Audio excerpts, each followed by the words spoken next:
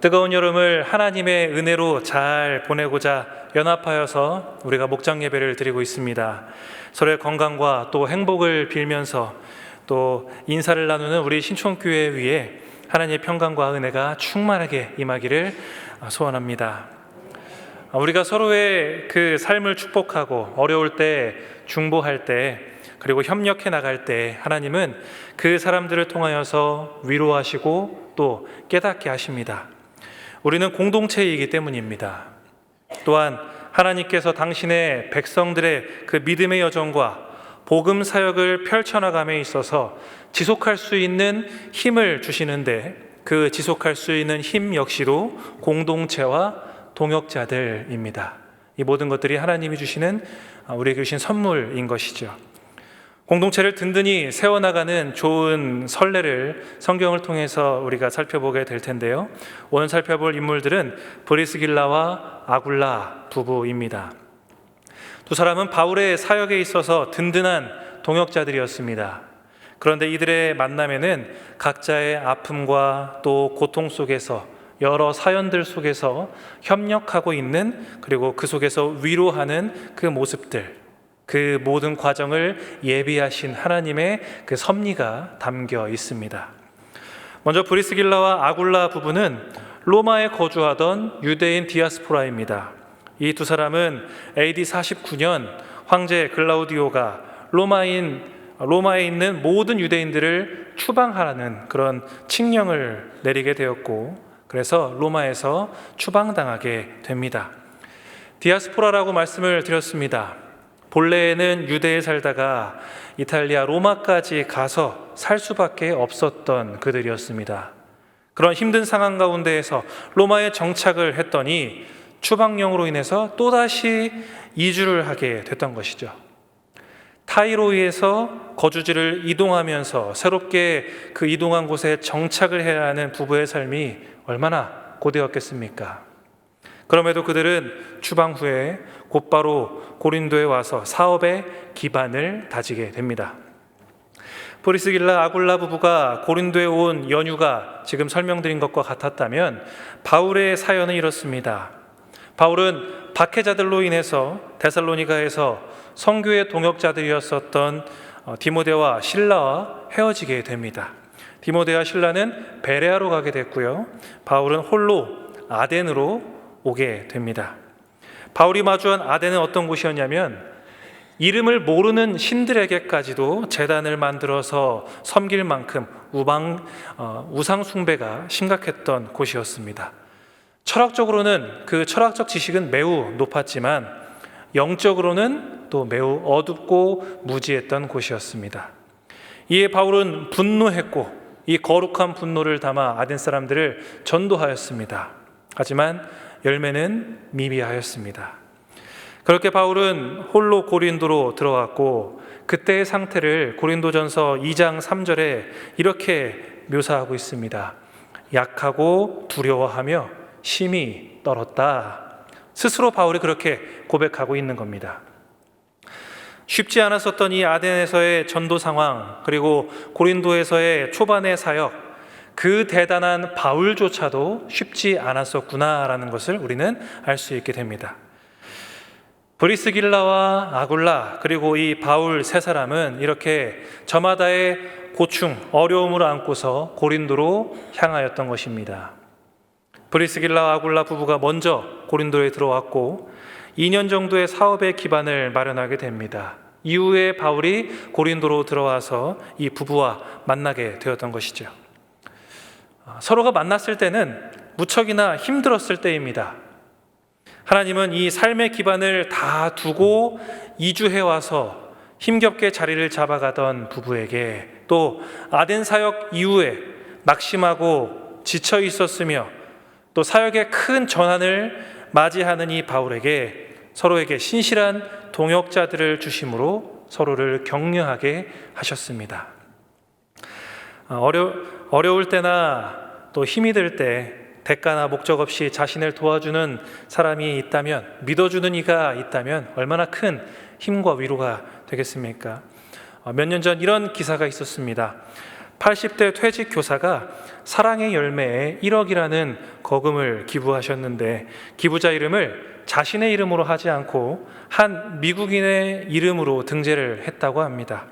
그 사연이 왜 그런가 봤더니 1955년도에 대구에서 막리를 해가면서 생계와 학업을 꾸려나가던 소년이었었던 이 기부자의 사연을 듣고 그때 당시 주한미군 대구방송국에서 아나운서로 일을 하고 있었던 페이건 3세가 이 소년이 자립할 수 있게끔 계속해서 무심양면 지원을 해주었던 것입니다.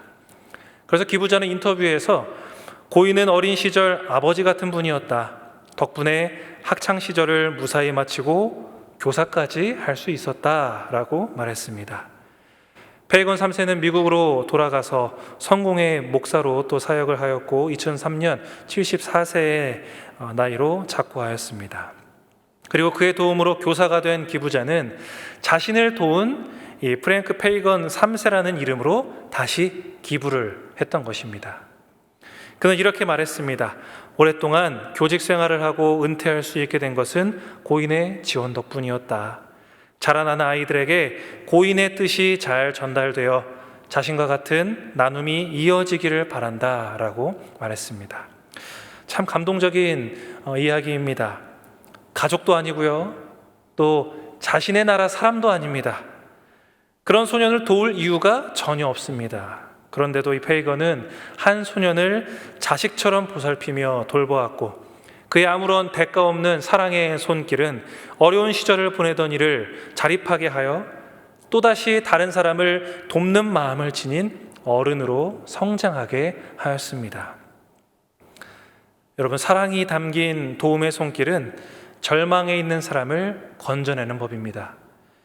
생활터전을 옮기고 불완전한 그 삶 가운데 신앙을 지키며 새롭게 정착해 나가는 이들 부부처럼 우리의 삶에도 어찌 어려움이 없겠습니까? 막막하고 답답하고 외로운 때가 왜 없겠습니까? 바울은 어땠습니까? 사명을 감당해야 함에 있어서 낙심이 되고 상처받는 순간들이 바울이라고 왜 없었겠습니까? 그도 당연히 사람이기에 몸이 힘들기 마련이고 마음도 지치는 때가 분명히 있었지요. 그러나 그 순간을 견디어내고 다시 그들은 발걸음을 내딛습니다. 그것이 가능할 수 있었던 것은 바로 좋은 동역자들이 그들의 옆에 있었기 때문입니다. 우리도 마찬가지입니다. 주의 몸된 교회를 위해서 봉사하고 전도하고 우리의 물질을 드리며 열정을 다해서 우리 각자에게 맡겨진 사명을 그동안 잘 감당해 오셨죠. 그 길 가운데 여러분들 솔직하게 동역자들의 도움을 받지 않은 분들은 단 한 사람도 없을 것입니다. 또 여러분이 누군가에게 그렇게 도움을 주셨을 것입니다. 우리는 이처럼 서로가 힘을 내게 하고 또 불씨를 활활 타오르게끔 할 수 있는 그런 존재들임을 우리가 이 시간 기억하시기를 바랍니다. 세 사람에게는 공통점이 있었습니다. 그것은 모두 천막 제조업에 종사했다라는 것입니다. 먼저 정착한 이 아굴라 부부의 생활 반경으로 바울이 합류하게 되었고 그들은 숙소를 공유하며 또 천막 제작을 사업을 하는 것을 함께 운영해 나갑니다. 데살로니가에 있었을 때부터 바울은 이미 천막 제조업으로 이 자비랑 사역을 해 나갔습니다. 생계를 유지했었는데 다른 유대인들과 마찬가지로 아버지로부터 생업을 위한 기술을 전수받았거나 또 가말리엘의 문화생으로 있을 때 그 과정 속에서 이 기술을 습득했을 가능성이 있습니다. 바울과 이 아굴라 부부는 동업을 하면서 들어가는 비용을 절감하고 또 이익을 얻게 됩니다. 하지만 이들은 안정적으로 자리를 잡아서 큰 돈을 버는 것이 그들의 목적이 아니었습니다. 하는 모든 생계와 그 일들은 하나님 나라와 복음을 위해서 그렇게 드려지는 그 시간들, 그 모든 것들은 디딤돌이었다라는 것입니다. 그들은 벌어들인 돈으로 호의호식하지 않았습니다. 안락한 삶을 추구하지도 않았습니다. 자신에게 맡겨진 일을 그저 묵묵하게 충실히 이어나갔습니다. 바울은 디모데와 실라가 돌아오자 온전히 복음을 전하는 일에 전념을 하게 됩니다. 안식일마다 회당에서 유대인들과 또 헬라인들을 강론하며 권면하였습니다. 브리스길라 아굴라 부부 역시도 이 회당 예배에 참석을 하면서 바울을 돕고 그의 사역에 힘이 되었습니다. 그렇게 전 영역에서 함께하는 공동생활을 이루어가게 되었고, 브리스길라와 아굴라 부부는 로마서와 고린도전서, 디모데 후서에 이르기까지 계속해서 언급될 정도로 바울의 사역 그 후기까지도 아름다운 조력을 이어가게 되었습니다. 이 과정을 통해서 우리는 하나님의 섭리를 발견하게 됩니다. 브리스길라와 아굴라가 추방당한 현실, 분명히 안타까운 일이죠. 그러나 만약 그들이 로마에서 추방당하지 않았다면 바울을 만날 수 있는 기회가 있었을까라고 생각이 됩니다. 세 사람이 함께 만나 그렇게 모이지 못했다면 바울과 함께 동역하면서 보여주었었던 이 초대교회에서의 아름답고 귀한 헌신의 모습을 우리는 성경에서 찾아볼 수 없었겠죠. 또 하나의 섭리는 같은 직업군의 사람들을 만나게 하신 것을 통해서도 우리는 알 수 있습니다. 하나님은 서로의 마음과 영혼의 그 삶에 필요한 그 사람들을 예비하시고 붙여주셨습니다. 부부가 낯선 곳에서 2년이라는 시간 동안 자리를 잡아가는 것 쉽지 않은 것이었고, 고린도에 막 도착한 바울 역시도 참으로 막막했을 그런 상황입니다. 하지만 하나님은 그들을 외로이 두지 않으셨습니다. 부부 따로 바울 따로 너희들 알아서 각자 도생 잘 해봐라 하지 않으셨습니다. 새로운 국면을 맞이하게 되는 이 만남을 하나님은 예비하셨던 것입니다. 각자의 힘으로는 어려웠으나 함께 새로운 문을 열 수 있도록 동역하게 하셨던 것이죠. 여러분은 이 자리에 오기까지 어떤 일들을 겪고 또 어떤 모습의 삶을 살아오셨습니까? 개인적으로나 또 가정적으로나 불안함으로 또 절벽에 서 있는 것 같은 그런 상황들이 있으실 수 있습니다. 그런데 하나님은 우리를 그냥 홀로 외롭게 두지 않으시는 분이십니다. 역전의 하나님께서 우리가 보지 못하는 그 영역과 인생의 길로 이끌어가고 계심을 믿으시기 바랍니다. 그 일을 이루어가는 데 있어서 동역자들을 붙여주신다라는 것이죠. 동역자는 마음을 나누며 하나님의 뜻을 이루어가는 사람들입니다. 로마서 16장에도 브리스길라와 아굴라의 이야기가 나오게 되는데요, 바울은 이들의 헌신을 이렇게 표현하였습니다. 브리스길라와 아굴라 부부는 복음을 위한 동역자로서 자신들의 생명보다 더 사랑하고 섬겼던 사람들이다 라고 말하고 있습니다. 이런 동역자가 있다는 것은 큰 복이 아닐 수 없습니다. 앞서 말씀드렸듯이 이들의 삶이 그 당시에 여유롭고 평탄한 그런 상태에서 만났던 게 아니지 않습니까? 바울이나 브리스길라 부부 역시 다 정말 어려운 그런 현실 속에 있었습니다. 그렇게 힘들 때에도 믿음의 사람들은 복음을 향한 열정을 잃지 않았습니다. 인생의 폭풍이 불어와도 그들의 중심에서 타오르는 복음의 불꽃이 꺼지지 않고 더욱 선명하고 뜨겁게 타올라 믿음을 지킨 사람들이었습니다. 성도님들께도 이런 동역자들이, 또 여러분들이 이런 동역자가 되는 은혜가 있으시기를 주님의 이름으로 축복합니다. 힘든 시절을 함께 보냈기에 바울의 마음속에 브리스길라 아굴라는 너무나 특별했습니다. 가족이며 전우였고 또 동역자였습니다. 바울 자신의 그 목숨이 위경에 처해 있을 때에도 부부는 자기 목을 내어놓는 그런 동역자들이다 라면서 바울의 마음속에 깊이 그 부부가 새겨져 있었던 것이죠. 부부의 헌신에 바울 자신뿐만이 아니라 이방인의 모든 교회도 이 부부에게 감사하고 있다라고 로마서는 기록하고 있습니다. 로마서 16장 5절을 보시면 또 저의 집에라는 표현이 나오고 있습니다. 이것은 브리스길라와 아굴라 집에 교회가 있었다라는 말입니다. 집이 교회인 셈입니다. 자신의 사적인 거주 공간을 공적인 예배 공간, 교회 공간으로 제공을 했다라는 것이죠. 주거 공간이 예배의 공간이 되는 경우를 우리 지금으로부터 한 20, 30년 전 우리의 어머니 시대 또 할머니 세대 때만 해도 우리가 너무나 쉽게 찾아볼 수 있습니다.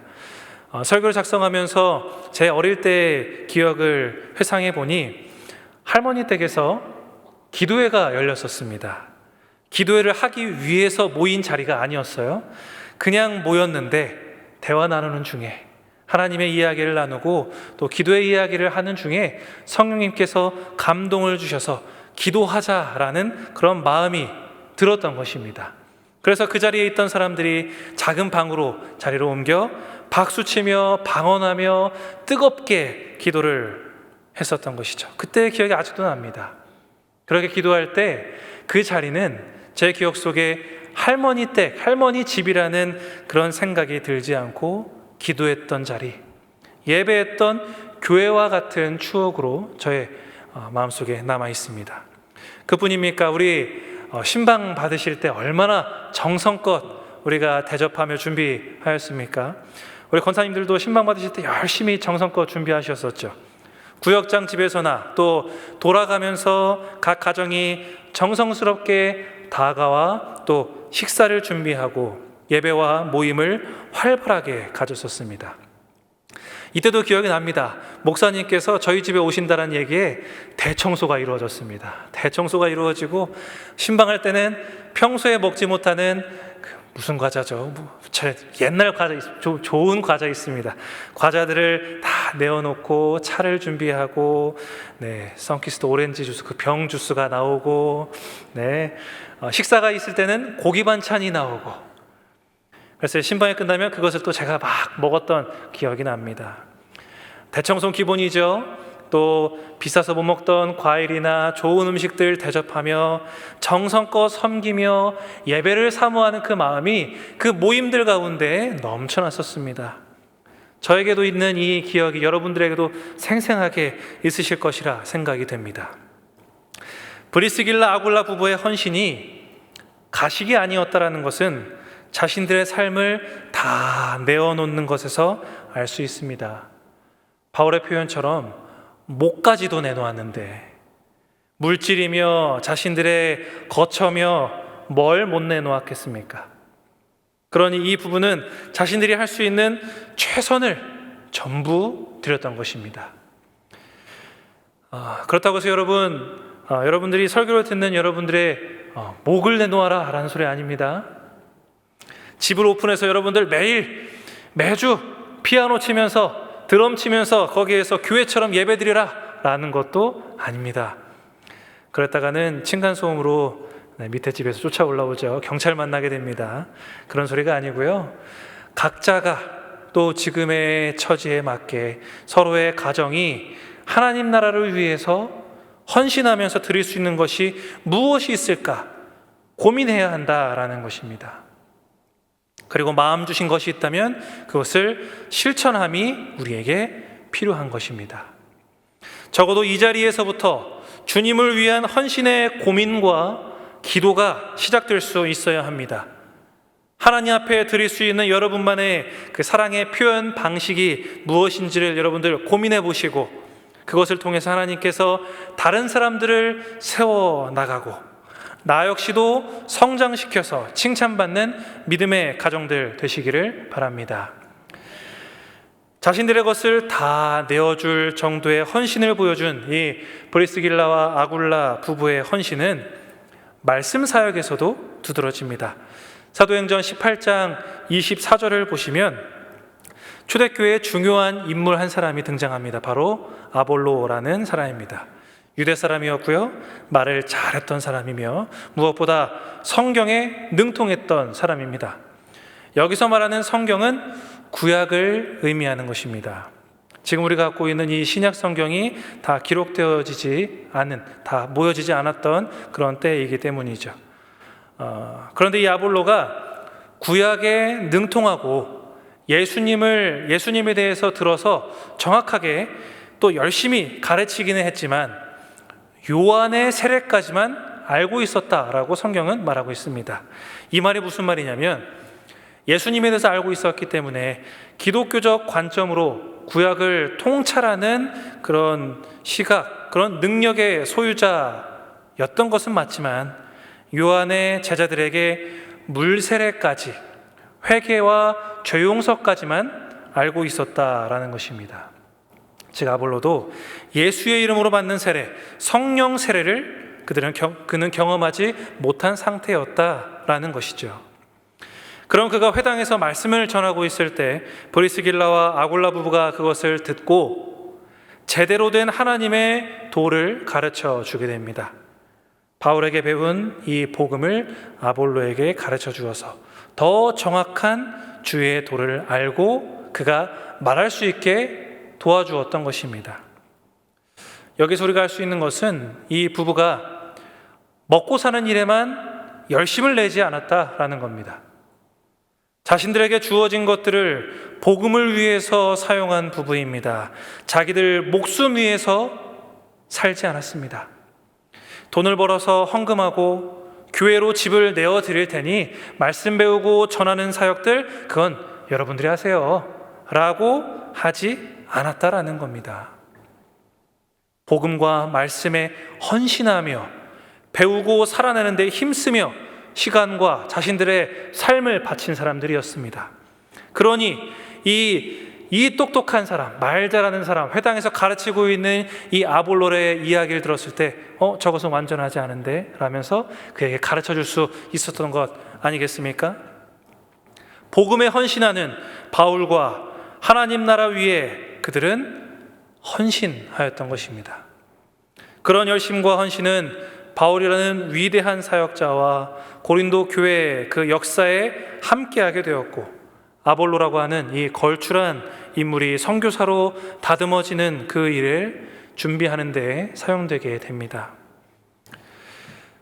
오늘 말씀은 우리에게 헌신된 동역자가 주는 그 놀라운 힘을 가르쳐주고 있습니다.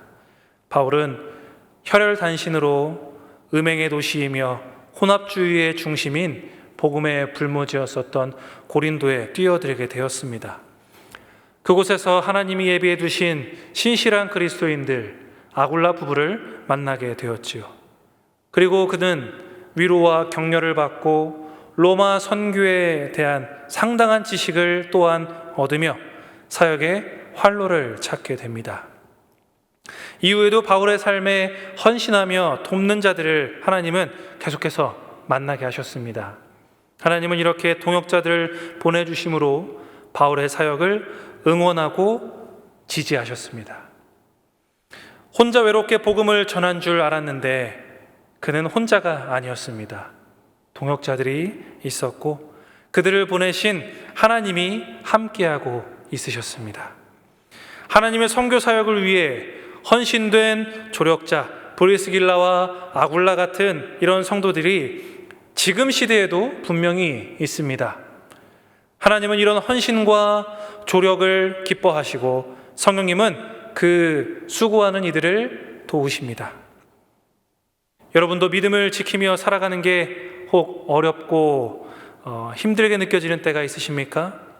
몸담고 있는 여러 공동체들, 또 가정에서 홀로 믿음을 지켜나가는 것 같은 그런 복음을 전하면서 살아가는 것이 버겁게 여겨지는 그런 순간들이 있으십니까? 그 길이 너무나 외롭게 느껴지시나요? 그런데 여러분 낙심하지 마십시오. 혼자 있는 것 같지만 그렇지 않습니다. 하나님이 여러분과 함께하고 계시고 여러분 옆에 동역자들이 함께하고 있습니다. 그러니 하나님의 신실하심과 섭리를 믿으십시오. 브리스길라 아굴라 부부가 목을 내놓고 복음에 헌신했던 것처럼 우리가 주를 위해 살겠노라 결단하고 믿음을 지켜나갈 때 하나님께서 함께 하십니다. 그리고 주님의 뜻을 함께 이루어갈 동역자들을 우리에게 보내주실 것입니다. 그 놀라운 일들을 저와 여러분이 신촌교회에서 또 여러분이 속한 교구와 목장에서 각 가정에서 경험할 수 있으시기를 바랍니다. 서로 생각만 해도 힘이 되고 위로가 되는 그런 복된 복음의 동역자들이 되시기를 바랍니다. 우리 잠시 옆에 사람들 얼굴 한번 보시죠. 네, 그런 동역자들이 되시기를 진심으로 축복합니다.